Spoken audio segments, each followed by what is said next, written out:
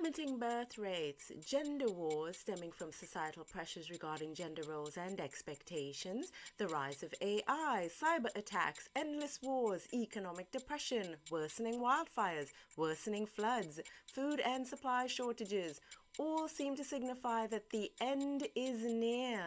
All the doomsday preppers stocking their bunkers in anticipation of a global apocalypse are probably only 3/4 of the way insane. The world we built, where the few control the many, can only take so many hits to its foundation before it begins to crumble, which is precisely what's happening.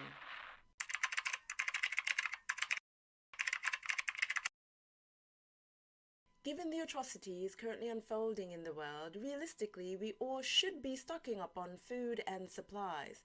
But even when it gets glaringly obvious that such things are becoming more and more scarce, the thing that will frighten and shock the masses into waking up to the seriousness of their situation is money.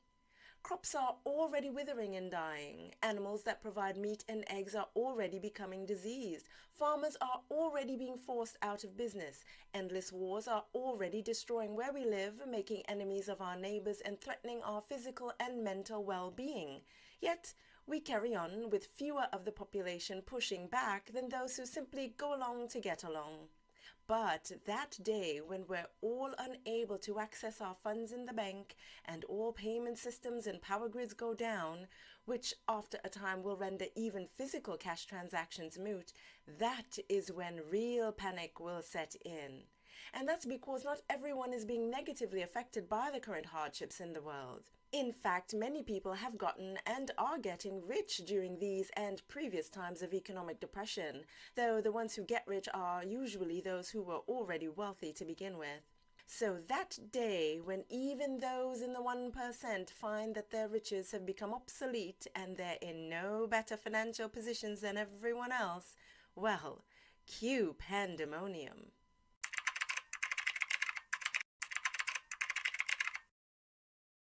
Whereas crops can be replanted and animals can be made well again, gold, silver, and the like will only go so far in terms of being a practical medium of exchange. They're called precious metals because the fact that they need to be mined tells us that there is a finite supply, so all those hoping for a gold-backed system of banking will be sorely disappointed. The same for those planning a return to the sacrificial barter system, named thusly because you'll always have to sacrifice and learn to live without something you have and use in order to get something you need even more in the immediate present.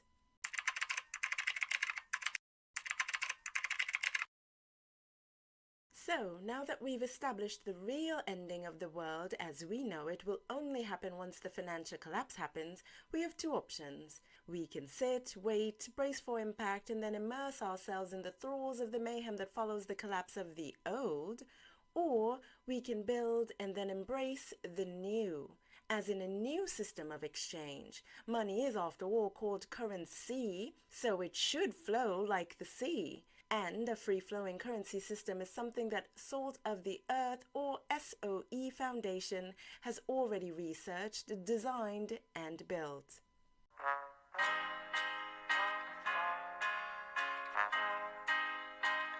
The SOE in SOE Foundation and in SOE Global Network stands for Salt of the Earth, and it is a grassroots environmentally conscious network which affords those within the network weekly living wages via the network's own centralized, nature-backed digital currency known as the STOKEN, the SOE token. Since a digital currency is the only way to ensure a living wage for everyone without a finite supply, and an organic, self-reliant food supply is vital to our survival off-grid, it is only logical to use one to assure the other. And because it is assured, since it's tied to nature, this makes the SOE token, the STOKEN, a commodity-backed NFT.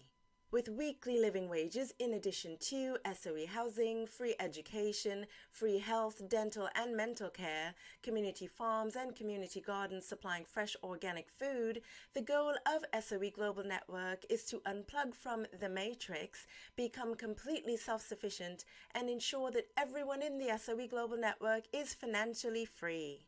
Since all information on SOE Foundation and the SOE Global Network can be found on the website at soenetwork.net, let's summarize SOE using the bullet points on their media page.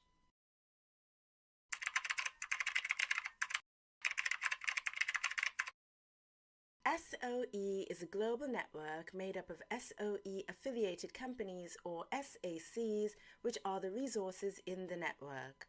1/4, or 25% of the companies or resources in the SOE Global Network are owned and managed by SOE.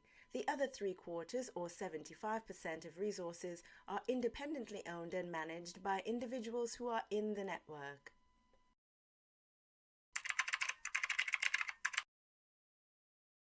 Upon joining the SOE Global Network, all who are 18 years of age and older begin receiving weekly living wages paid in tokens called a Basic Living Currency, or BLC.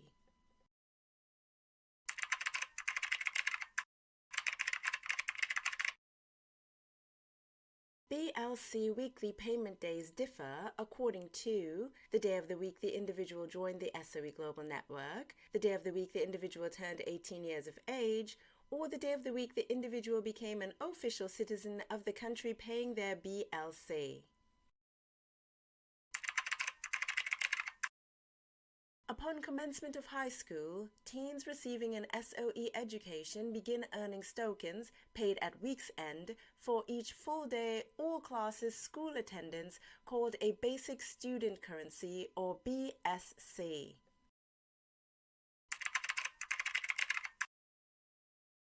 A secondary method of acquiring tokens in the SOE Global Network is via a Stoke Stash draw. That is when a pooled stash of tokens created when those in the draw, which is any group of individuals who decide and register among themselves, deposit 5 tokens every day into a collective pool. At the end of each week, the total amount in the draw gets multiplied, someone wins the stash, and it goes on this way until every person in the draw, a maximum of 12 people per draw, wins once every quarter, which is every 3 months. Individuals who continually remain signed up for draws will receive stash payouts every 3 months or 4 times each year. And as this is a secondary method of acquiring tokens, quarterly Stoke Stash draw payouts are in addition to the weekly BLC payments.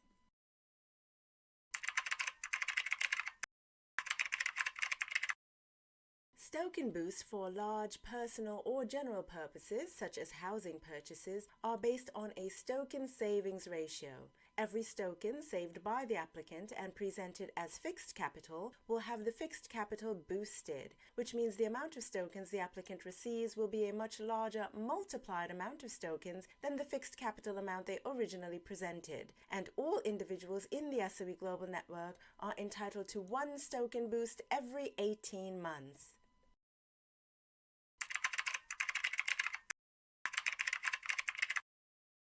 Token boosts for large business purposes are also based on a token savings ratio called an equity contribution. Every token saved to go towards the business and presented as equity contribution will see the equity contribution boosted, which means the amount of tokens received will be a much larger multiplied amount of tokens than the equity contribution amount originally presented in order to help the business grow.